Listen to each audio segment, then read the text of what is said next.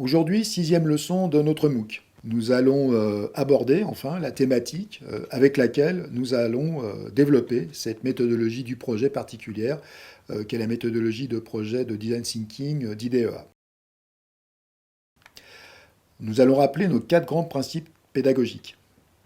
Donc la transdisciplinarité, la pédagogie expérientielle, la diversité des profils et la pédagogie collaborative. Bien sûr, dans le cadre de notre MOOC, nous ne pourrons pas appliquer l'ensemble de ces principes, mais nous avons pour objectif de vous en faire comprendre l'intérêt. Ainsi, en ce qui concerne la transdisciplinarité, elle sera abordée par la diversité des champs de recherche que nous allons vous proposer pour traiter le projet. Pour l'aspect expérientiel de la pédagogie, il semble que la pratique du projet par le faire sera, pour la plupart d'entre vous, une expérience assez forte. Ensuite, la diversité des profils sera représentée non pas dans les équipes de projet, puisque sans doute c'est plutôt seul que vous allez mener à bien ce projet, quoique vous pourrez organiser vous-même des équipes projet en passant par le forum, par exemple, mais elle sera assurée en fait plutôt par la diversité des propositions. Enfin, l'aspect collaboratif sera assuré par le suivi constant des correcteurs qui sont eux-mêmes pluridisciplinaires.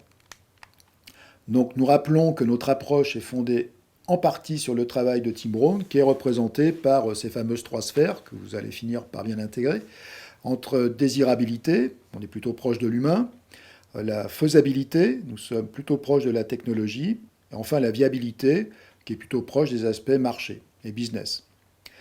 Donc les projets que vous allez réaliser pourront apporter des innovations sur une des zones de recouvrement, deux, voire trois, et nous verrons ça plus tard.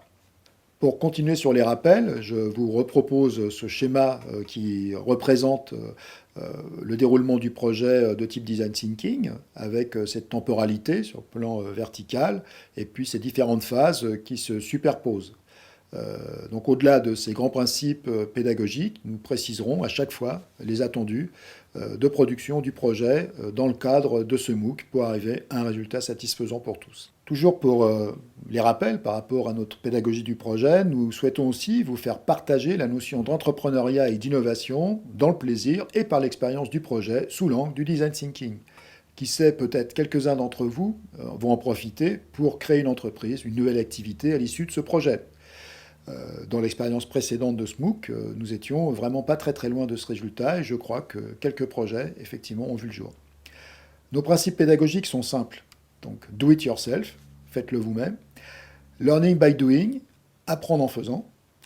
Do it with others, c'est-à-dire faire avec les autres. Vous approcherez effectivement de différentes personnes au cours du projet. Votre travail sera suivi par cette équipe pluridisciplinaire que j'ai déjà citée, qui inclut ingénierie, design et management.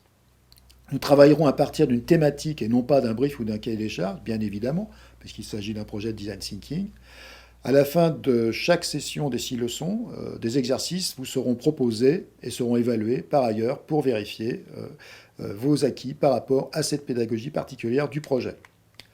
Alors pourquoi une thématique et non un brief ? Design thinking interroge en fait systématiquement la question posée, d'une part, notamment par cette phase de recherche préliminaire, ce qui a élargi à la fois le champ des possibles par rapport à la question posée. Ça différencie fortement justement cette démarche par rapport à celle de l'ingénieur ou du marketing.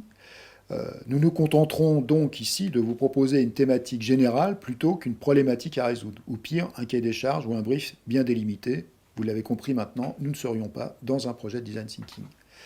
Cette thématique a été traitée par nos étudiants de première année, l'année dernière, dans le programme IDEA. Cela nous permettra d'illustrer régulièrement par des exemples issus de leur travail les types de production, de réflexion, de réponses données à chaque étape du projet.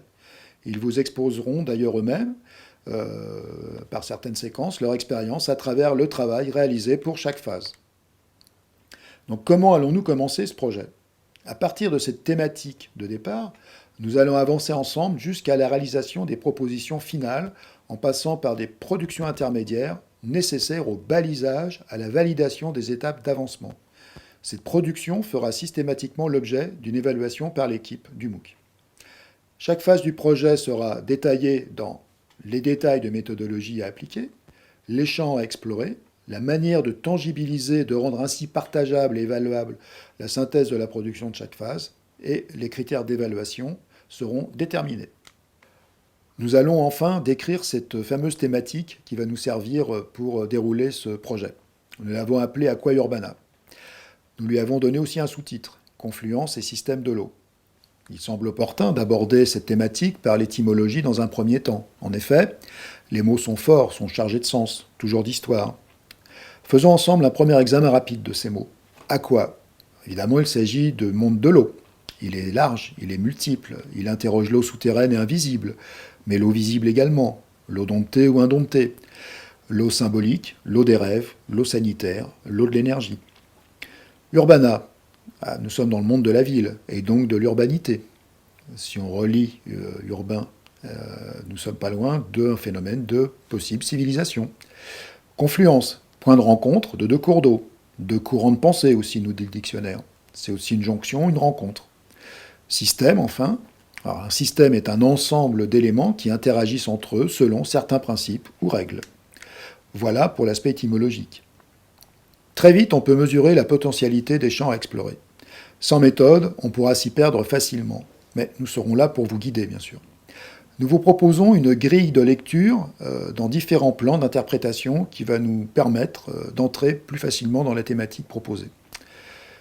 Ainsi, on a l'eau géologique, l'eau culturelle, l'urbanisme de l'eau, les usages de l'eau, la relation eau-énergie et la dimension numérique de l'eau. Et enfin, voici l'objectif de production de cette thématique. Il vous est demandé de produire des produits ou des services liés à l'eau en ville. Qu'avons-nous vu aujourd'hui ?